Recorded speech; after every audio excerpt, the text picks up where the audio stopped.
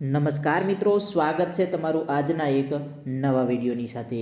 તો મિત્રો, આજના આ વિડીયોની અંદર આપણે ઇલેક્ટ્રિકલ આસિસ્ટન્ટ વિદ્યુત સહાયકની પરીક્ષાની અંદર ઉપયોગી થાય તેવા પ્રશ્નો જોવાના છીએ. ડીજીવીસીએલ વાળા મિત્રો છે તે ખાસ જોઈ લેજો, કેમ કે 10-12 દિવસની અંદર છે તેની લેખિત પરીક્ષા આવશે ને આ લેખિત પરીક્ષા છે તે 75ના બદલે તમારે 100 માર્કની હશે. તે બધા મિત્રોને ખબર હશે. એટલા માટે છે તેની અંદર પ્રશ્નો પણ ઘણા બધા તમને પૂછશે. જે આઈએમપી પ્રશ્નો છે તે આપણે આ વિડીયોની અંદર જોવાના છીએ. અને આપણે એપ્લિકેશનની અંદર પણ ઘણી બધી ટેસ્ટ સિરીઝો મૂકેલી છે, તેની અંદરથી પણ તમે પ્રશ્નો જોઈ શકો છો અને ટેસ્ટ પણ આપી શકો છો. લિંક તમને છે તે ડિસ્ક્રિપ્શનમાં આપેલી છે. તો જે મિત્રોએ આ ચેનલને સબસ્ક્રાઈબ નથી કરેલી તે મિત્રો ચેનલને પણ સબસ્ક્રાઈબ જરૂર કરી દેજો, કેમ કે તમારા માટે દરરોજ છે તે આપણે તમારા માટે પ્રશ્નો લાવીએ છીએ. તો મિત્રો, આજનો આ વિડીયો આપણો ચાલુ કરીશું અને બધા પ્રશ્નો ધ્યાનથી જોઈ લેશું. જે મિત્રોને જવાબ ખબર હોય તે સાથે સાથે કમેન્ટ કરતા જજો. તો મિત્રો, આજનો આપણો પહેલો પ્રશ્ન છે કે 3 ફેઝ સપ્લાયમાં ફેઝ એંગલ કેટલો હોય છે? 3 ફેઝ સપ્લાયમાં ફેઝ એંગલ કેટલો હોય છે? તો તેના ઓપ્શન જોઈએ. ઓપ્શન એ 30 અંશ, ઓપ્શન બી 60 અંશ, ઓપ્શન સી 90 અંશ કે ઓપ્શન ડી 120 અંશ. 3 ફેઝ સપ્લાયમાં ફેઝ એંગલ કેટલો હોય છે? તો મિત્રો, તેની અંદર આપણો સાચો જવાબ છે તે આવશે ઓપ્શન ડી 120 અંશ. 3 ફેઝ સપ્લાયમાં છે તે ફેઝ એંગલ 120 અંશનો હોય છે. તેના પછીનો મિત્રો આપણો આગળનો પ્રશ્ન જોઈશું. તમને પરીક્ષાની અંદર આ ટાઈપના પણ પ્રશ્નો પૂછશે. આકૃતિ આપેલી હશે અને તેની અંદરથી તમને જણાવવાનું કીધેલું હશે. આ ટાઈપના પ્રશ્નો પણ તમારે 100માંથી કદાચ 15 જેવા પ્રશ્નો તમારે આવી શકે છે. ટોટલ આકૃતિ સિમ્બોલને લગતા પ્રશ્નો, એટલે તે પ્રશ્નો પણ જોવાના છે. આ બધા પ્રશ્નો આપણે છે તે એપ્લિકેશનની અંદર કોર્સની અંદર આપેલા છે.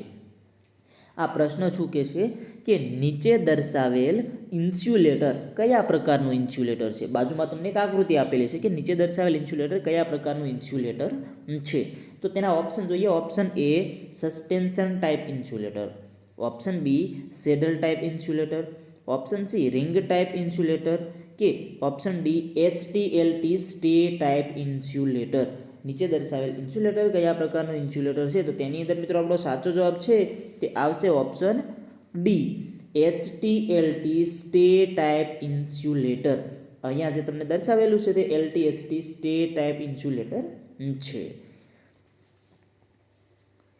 આઈએમપી પ્રશ્ન છે. આવા ઇન્સ્યુલેટરના લગતા પ્રશ્નો તમને ઘણા બધા પૂછશે, એટલે બધા પ્રશ્નો જોઈ લેવાના છે. તેના પછીનો આગળનો પ્રશ્ન જોઈએ કે નીચે દર્શાવેલ લાઇટનિંગ એરેસ્ટરનું નામ જણાવો. અહીંયા તમને આકૃતિમાં એક લાઇટનિંગ એરેસ્ટર બતાવેલું છે, તો તેનું નામ શું છે એવું તમને પૂછવામાં આવેલું છે. તો તેના ઓપ્શન જોઈએ. Option A horn gap arrester, option B rod gap arrester, option C multi gap arrester કે option D explosion pipe arrester. આ એરેસ્ટર છે તે કયું છે? આવો પ્રશ્ન પૂછવામાં આવેલો છે.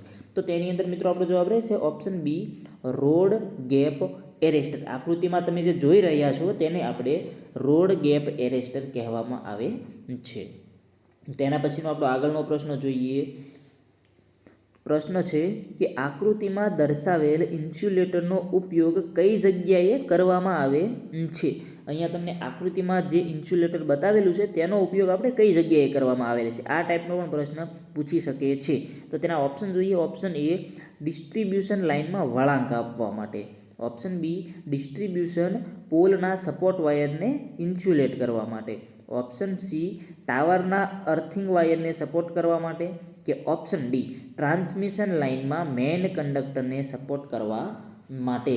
તો મિત્રો, આ પ્રશ્નની અંદર આપણો સાચો જવાબ રહેશે ઓપ્શન એ ડિસ્ટ્રીબ્યુશન લાઇનમાં વળાંક આપવા માટે. તમે જે ઇન્સ્યુલેટર જોઈ રહ્યા છો તેનો ઉપયોગ આપણે ડિસ્ટ્રીબ્યુશન લાઇનમાં વળાંક આપવા માટે કરવામાં આવે છે.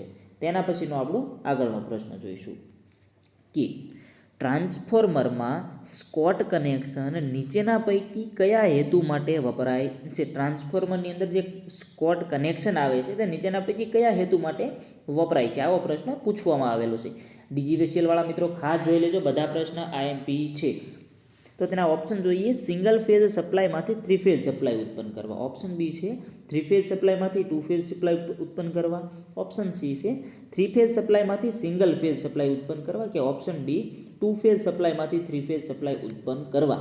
તો મિત્રો આની અંદર જવાબ આવશે ઓપ્શન બી આપણો સાચો જવાબ છે. 3 ફેઝ સપ્લાયમાંથી 2 ફેઝ સપ્લાય ઉત્પન્ન કરવા.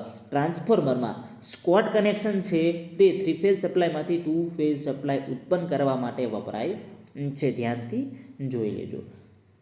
હવે તેના પછીનો આપણો આગળનો પ્રશ્ન જોઈએ. ન્યુક્લિયર રિએક્ટરમાં શિલ્ડ તરીકે શું વપરાય છે? ન્યુક્લિયર રિએક્ટરમાં શિલ્ડ તરીકે શું વપરાય છે? તો તેના ઓપ્શન છે. ઓપ્શન એ બોરોનયુક્ત મેટલ શીટ. ઓપ્શન બી બોરોનયુક્ત સિમેન્ટ કોન્ક્રીટની દિવાલ. ઓપ્શન સી બોરોનયુક્ત સિલિકોન રબરની દિવાલ કે ઓપ્શન ડી બોરોનયુક્ત ક્રોસ લિંક પોલીઇથિલિનની દિવાલ. તો મિત્રો આ જે પ્રશ્ન છે તેની અંદર આપણો જવાબ આવશે ઓપ્શન બી. ઓપ્શન બી બોરોનયુક્ત સિમેન્ટ કોન્ક્રીટની દિવાલ. ન્યુક્લિયર રિએક્ટરમાં શિલ્ડ તરીકે બોરોનયુક્ત સિમેન્ટ કોન્ક્રીટની દિવાલ વપરાય છે. આઈએમપી પ્રશ્ન છે, ધ્યાનથી જોઈ લેજો. તેના પછી નેક્સ્ટ પ્રશ્ન જોઈએ કે ડિસ્ટ્રીબ્યુશન ટ્રાન્સફોર્મરનું વેક્ટર ગ્રુપ એટલે કે કનેક્શનના પ્રકાર. ડિસ્ટ્રીબ્યુશન ટ્રાન્સફોર્મરનું વેક્ટર ગ્રુપ કનેક્શનના પ્રકાર. તો તેના ઓપ્શન જોઈએ. Option A YD11, option B YY6, option C DD6 કે ઓપ્શન ડી DY11. જે મિત્રોને જવાબ ખબર હોય તે કમેન્ટ કરજો. આઈએમપી પ્રશ્ન છે, પરીક્ષાની અંદર આ ટાઈપના પ્રશ્ન પૂછી શકે છે. તો મિત્રો આ પ્રશ્નની અંદર આપણો સાચો જવાબ રહેશે ઓપ્શન ડી DY11. ડિસ્ટ્રીબ્યુશન ટ્રાન્સફોર્મરનું વેક્ટર ગ્રુપ આપણે જોઈએ તો DY11 થશે. તેના પછીનો નેક્સ્ટ પ્રશ્ન જોઈએ કે જ્યારે ચુંબકને ગરમ કરવામાં આવે છે જ્યારે ચુંબકને ગરમ કરવામાં આવે છે ત્યારે તેની અંદર શું થશે? આવો પ્રશ્ન આપણને પૂછેલો છે. તો તેના ઓપ્શન જોઈએ. ઓપ્શન એ તે ચુંબકત્વ મેળવે છે. ઓપ્શન બી તે ચુંબકત્વ ખોઈ નાખે છે. ઓપ્શન સી તે ચુંબકત્વ મેળવતું પણ નથી અને ખોતું પણ નથી કે ઓપ્શન ડી એક પણ નહીં. ચાલો જે મિત્રોને જવાબ ખબર છે તે કમેન્ટ કરશે કે જ્યારે ચુંબકને ગરમ કરવામાં આવે છે ત્યારે. તો મિત્રો આ પ્રશ્નની અંદર આપણો સાચો જવાબ રહેશે ઓપ્શન બી તે ચુંબકત્વ ખોઈ નાખે છે. જ્યારે ચુંબકને આપણે ગરમ કરીએ છીએ ત્યારે તે તેનું ચુંબકત્વ ખોઈ નાખે છે. તેના પછીનો આપણો નેક્સ્ટ પ્રશ્ન જોઈએ કે સેલ્સનું જોડાણ પેરેલલમાં કરવામાં આવે છે જ્યારે ખાલી જગ્યાની જરૂર હોય છે. આપણે સેલ્સનું જોડાણ પેરેલલમાં ક્યારે કરીએ છીએ? આવો પ્રશ્ન પૂછેલો છે. આપણે શેની જરૂર હોય તો આપણે સેલ્સનું જોડાણ પેરેલલમાં કરીએ છીએ. તો તેના ઓપ્શન છે. ઓપ્શન એ વધારે કરંટની જરૂર હોય છે ત્યારે, વધારે વોલ્ટેજની જરૂર હોય છે ત્યારે, ઓછા વોલ્ટેજની જરૂર હોય છે ત્યારે કે અચળ કરંટની જરૂર હોય છે ત્યારે. તો તેની અંદર મિત્રો આપણો જવાબ રહેશે ઓપ્શન એ વધારે કરંટની જરૂર હોય છે ત્યારે આપણે સેલ્સનું જોડાણ પેરેલલમાં કરવામાં આવે છે. આઈએમપી પ્રશ્ન છે, ધ્યાનથી જોઈ લેજો. હવે તેના પછી મિત્રો આપણો આગળનો પ્રશ્ન જોઈએ કે ઇન્ડક્શન મોટર, ટ્રાન્સફોર્મર, ડિસ્ચાર્જ લેમ્પના ચોક વગેરે સાથે કેપેસિટર લગાડવાનો મુખ્ય હેતુ શું હોય છે? આ પણ એક આઈએમપી પ્રશ્ન છે, પરીક્ષાની અંદર ઘણી વખત પૂછાઈ ગયેલો પ્રશ્ન છે અને પૂછી પણ શકે છે. ઇન્ડક્શન મોટર, ટ્રાન્સફોર્મર, ડિસ્ચાર્જ લેમ્પના ચોક વગેરે સાથે કેપેસિટર લગાડવાનો મુખ્ય હેતુ શું છે? તો તેના ઓપ્શન જોઈએ. Option A starting torque, option B power factor સુધારવા, ઓપ્શન સી વોલ્ટેજ બૂસ્ટ કરવા કે ઓપ્શન ડી સાધનનું આયુષ્ય વધારવા માટે. તો મિત્રો આ પ્રશ્નની અંદર જવાબ આવશે ઓપ્શન બી પાવર ફેક્ટર સુધારવા માટે. આ વગેરેની અંદર કેપેસિટર એટલા માટે લગાડવામાં આવે છે કે પાવર ફેક્ટર આપણે સુધારી શકીએ. તો મિત્રો આ હતા આપણા બધા આઈએમપી પ્રશ્નો. બધા જ પ્રશ્નો તમને DGVCLની પરીક્ષામાં પણ ઉપયોગી થશે અને જેટકો, PGVCL, MGVCL કે UGVCL આ દરેક કંપનીની અંદર આ બધા પ્રશ્નો ઉપયોગી થાય છે. વારંવાર આ બધા પ્રશ્નો પૂછવામાં પણ આવતા હોય છે અને પૂછી પણ શકે છે. એટલે બધા પ્રશ્નો આપણે છે તે ધ્યાનથી જોઈ લેવાના છે. જે મિત્રોએ હજુ સુધી ITI ઇલેક્ટ્રિશિયન આપણી એપ્લિકેશન છે તે ડાઉનલોડ નથી કરી તો કરી લેજો, કેમ કે અંદર તમને ફ્રી મટીરિયલ ઘણું બધું મળી જશે. અને જો તમારે કોર્સ પરચેઝ કરવો હોય તો પણ તમને અંદર મળી જશે.